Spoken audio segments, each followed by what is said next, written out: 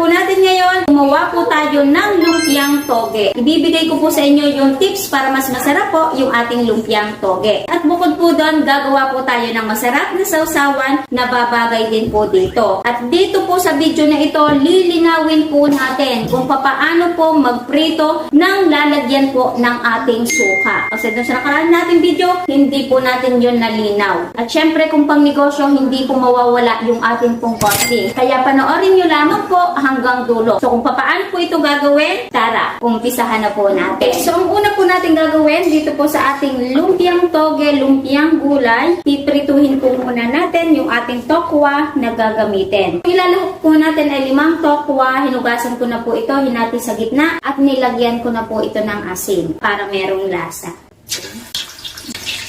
Tapos, kung napapansin nyo, ginayat ko na din po yung mga gulay na gagamitin po natin. Para hindi lamang po ganong katagal yung video po natin. Iprituhin lamang po natin yan hanggang sa mag-brown yung magkabilang side.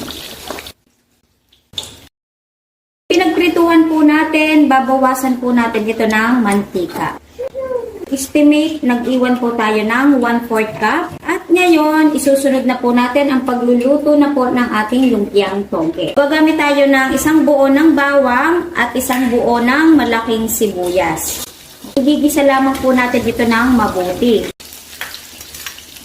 Kapag ganyang gisang-gisa na, napalabas na po natin ang aroma, kung maglalagay po tayo dito ng karneng giniling or kung anuman, karne na gagamitin po natin, pwedeng isunod na po natin. Dahil hindi naman po tayo maglalagay ng karne, affordable po ito na lumpiang gulay, isusunod na po natin ay yung atin pong mga kamote. Ganito lamang po siyang kalalaki, hindi po ganong kalakihan, para pag binalot naman po natin, ay hindi po matutusok yung ating pong lumpia wrapper, hindi po mabutas. Haluin lamang po nating mabuti at pwede na rin po tayo ditong maglagay ng konting pampalasa para kumakapit na po sa kamote. Ubusan tayo ng rock salt, iodized yung gagamitin po natin. 2 teaspoon ng pamintang durog. Medyo haluin lamang po natin, baka dumikit. 2 tablespoon ng patis. 1 sachet ng magic sarap. Pero ito naman po ay optional. Ngayon, isunod na din po natin yung iba pang mga gulay, yung medyo matigas, yung ating pong carrots at yung ating sayote. Kapag nahalo na din po natin ang mabuti, isunod na din po natin ang beans. Sinchay, ilagay na din po natin para lumalasa na siya. Haluin lamang po natin ito ng mabuti at isunod na din po natin ang pechay bagyo at repolyo. Lagay na po natin ang 2 balot ng toge. So ito po ay hinugasan na po natin. Hahaluin lamang po natin ito. Mabilisan na lamang po natin kasi yung ating pong toge, half cook po lamang. Para kapag malutong-lutong po pag kinagat. At yung pinakang last, yung pinirito po nating tokwa. Ginupit-gupit na po natin yan ng medyo maliliit. Kapag paluto na, pwede nyo yan tikman kung may kulang ba sa alat or kung saan man. Yung inilagay po natin pang palasa, masarap na po yun dito. May lasa na. Iintayin na lamang po muna nating lumamig. Ilagay po natin sa strainer at mamaya babalutin po natin. Habang pinapalamig po natin yung ating pong babaluting lumpiang toge, ngayon magagawa na po tayo ng masarap na sausawan para po sa ating lumpia. I-share ko po sa inyo sausawan. Ito po yung ginagamit po namin dati. So ganitong proseso po siya ginagawa para mas matagal po ang buhay ng sukang sausawan po namin. Ito kapag niluluto po namin is isang kaldero na pong malaki. Kumbaga isang lutuan na lamang po and then sinasali na lamang po ulit namin sa mga pinaglagyan po ng suka. Mas masarap po kapag niluluto po natin ang suka, iba po yung linamnam. Sinasama ko po itong bawang sa pagluluto kasi kapag hindi niluto, nagkukulay green. Ito optional. Lalagay lamang po tayo ng kaunting luya. At bukod po doon, maglalagay din po tayo ng paminta. So, maglalagay din po tayo dito ng iodized salt. Pwede rin naman po ang rock salt. Optional, maglalagay tayo ng magic sarap, 1 sachet. Pambalanse po natin, maglalagay tayo dito ng brown sugar. So white sugar yung inilagay po natin kasi wala kaming bukas na brown sugar, so white na lamang po yung inilagay po natin. Itong sibuyas, hindi po natin to isasama sa luto. Ito ay kapag gagamitin na po natin, saka ko siya ilalagay. Napagsama-sama na po natin ang ingredients. So haluin lamang po nating mabuti at buhayin na din po natin ang apoy. Ginamit po nating suka, sukang paumbong po ito. Kahit anong brand ng suka, pwede po natin gamitin. So kapag ganyang nakaluan na, okay na po yung atin pong vinegar. Pwede na po natin patayin ang apoy. Set aside na po natin at balikan na po natin yung atin pong lumpiang toge. So dahil malamig na po itong ating lumpiang toge, ngayon babalutin na po natin. At ito po ay hinimay na din po natin. Bali ang size na gagamitin po natin ay large. Yung size na gagawain po natin, yung normal size na nabibili po natin na lumpiang toge. So, ang sukat na ilalagay po natin ay 1/4 cup. Tapos, kung napansin nyo ang kanina, bago po natin ito balutin, sinausaw po muna natin yung dulo ng atin pong wrapper. Kapag ganun po yung ginawa po natin, mas madikit po yung lumpia wrapper po natin, diba? Balot na balot. Tapos dito mga katipid tips, pwede po tayong maglagay ng alamang, pero hindi po natin isasama sa luto. Kumbaga, kukutsarita lamang po tayo, tapos ilalagay po natin dito, and then babalutin. Kasi dati, ganun din po yung ginawa po namin. Merong may alamang, meron din man kung wala. Kasi diba yung iba allergic sa mga hipon. So babalutin ko lamang po ito lahat ha. Magbabalik po tayo.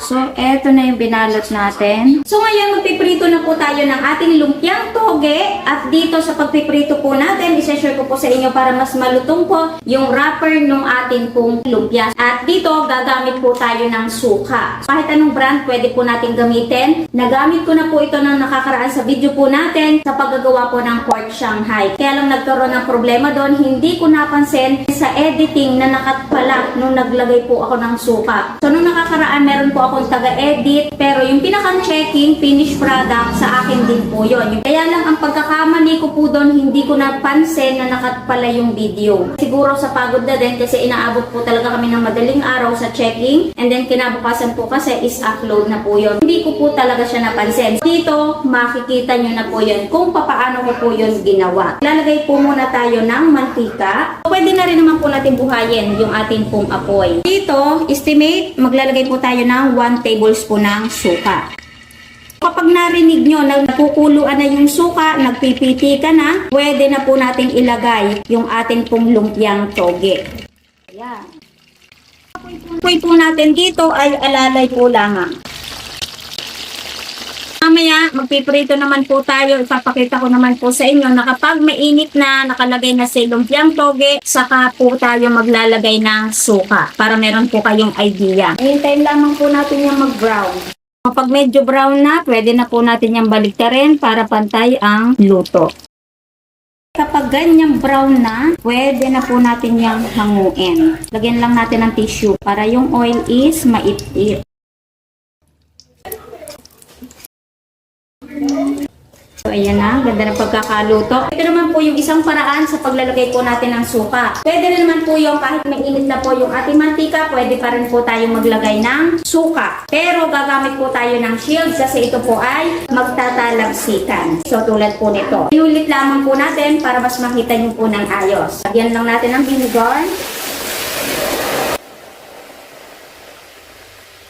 Saglit lang naman po yun, segundo lamang po yung talagsikan. Kapag hindi na po yan nagtatalsikan, pwede na po natin tanggalin yung ating pong film.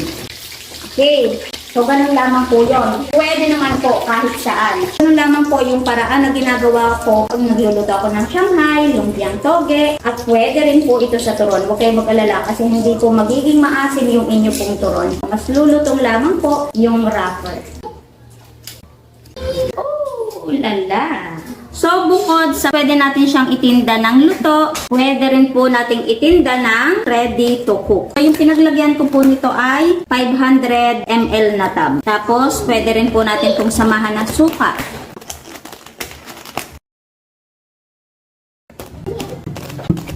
So, So, bukod po sa ating microwavable tab, pwede rin naman po natin itong balutin sa ganitong mga plastic. Duraflas ang brand para mas makapal po ang plastic. Okay, so dahil nakaluto na tayo at meron na tayong idea sa packaging na pwede po natin gamitin, di ba? Ito po yung sukang niluto po natin. Maglalagay lamang po tayo dito ng sibuyas. Pwede rin po ang sibuyas na puti. Okay? At pwede rin po natin itong lagyan ng pipino. Wala tayong pipino ngayon, kaya sibuyas lang po yung nailagay po natin. Ito, pwede natin lagyan ng sili. Tikman na po natin ito nang tayo po ay makapag-posting na. Tsura pa lamang po ng balat nito is malutong na. Sarap. So, yung pinakang wrapper po nito, ang ganda po ng pagka-crispy. Talagang crunchy. Yung pinakang lasa po nito, talagang masarap din siya mga katipid-tips. Ito, ang pinakang tips ko na po sa inyo, kapag magagawa po tayo ng lumpiang toge, lumpiang gulay, huwag po kayong magpapawala ng kamote. Kasi ito po talaga ang isa sa nagpapasarap po dito sa lumpiang toge, bukod po sa toge. So, yung wrapper na ginamit po natin dito ay large, pero kung gagawin nyo to, XL po yung gamitin po ninyo. Para maganda po yung pagkakabalot ng ating pong lumpia. So, yung available ko dito sa bahay ay large, kaya yun na po yung ginamit po natin.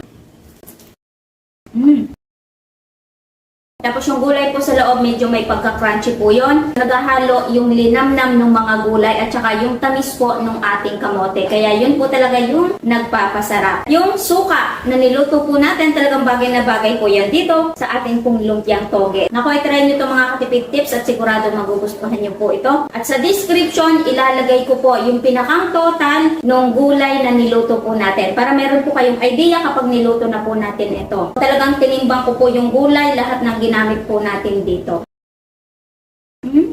Sarap. Ngayon, kung natanong nyo at tipid tips, magkano po kaya ang bentahan po niyan at magkano po ang puhunan at magkano po ang posible po natin tubuin. So ngayon, mag-costing na po tayo. So yung costing na gagawin po natin, costing pa rin po yan dito sa lugar po namin at magko-costing pa rin po kayo ng sa inyo kasi iba't ibang nga po tayo ng lugar. So magkakaibang presyo po yung mabibili po natin. Basta dito, bibigyan ko kayo ng idea kung paano po natin i-costing ito pong ating mga lumpiang toge. So umpisahan po natin sa 1 kilo ng kamote, 60 pesos po ang 1 kilo. Carrots, 25 pesos. Ito yung maliliit na medyo luma na, kaya mas affordable siya ngayon. 70 pesos lamang po. Pero kapag sariwa, 120 pesos po ang 1 kilo. Sayote, 11 pesos, bali 25 pesos po ang 1 kilo. Beans, 12 pesos, 60 pesos po ang 1 kilo. Repolyo, 29 pesos, bali ang 1 kilo po ay 25 pesos. Pechay Bagyo, 32 pesos, ang 1 kilo po ay 35 pesos. Kinchay, 15 pesos. Ang 1 kilo po ay 200 pesos. Tokwa po natin, 20 pesos. And then mag-add na din po tayo ng pampalasa po natin. Yung inilagay po nating patis, paminta, asin. And then yung inilagay po nating asin sa tokwa. Sabihin na lamang po natin na 15 pesos kasi tig-kakaunti lang naman po yung inilagay po natin. At mag-plus na din po tayo ng bawang at sibuyas nung iginas na po natin yung ating lumpiang toge. Sabihin na po natin na 15 pesos. Plus na din po tayo ng lumpia wrapper na ginamit po natin. Bali tayo po ay naka 90 pieces. Ang total po lahat ng sa wrapper po natin ay 80 pesos. Bali, ang pagkakabili ko dito sa large, 35 pesos po ang 40 pieces.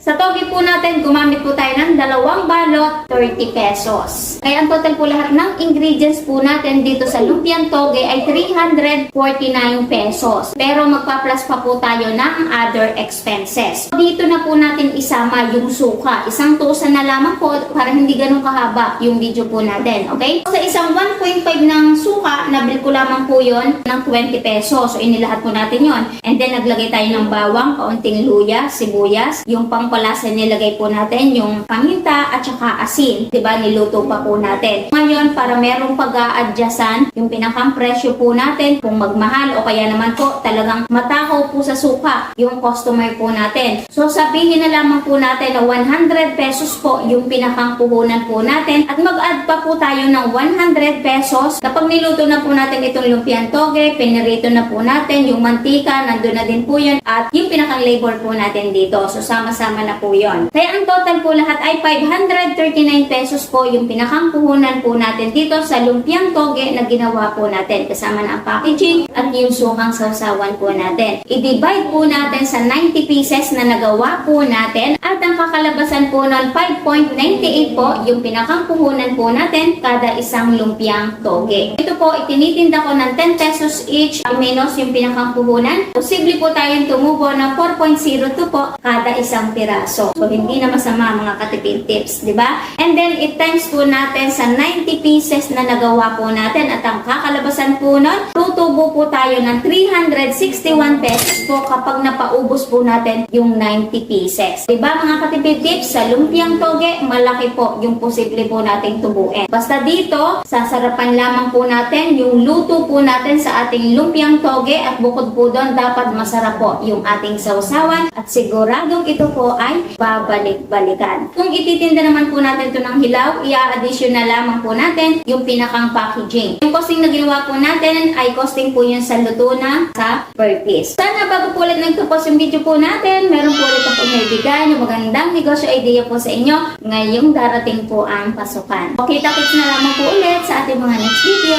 Bye-bye!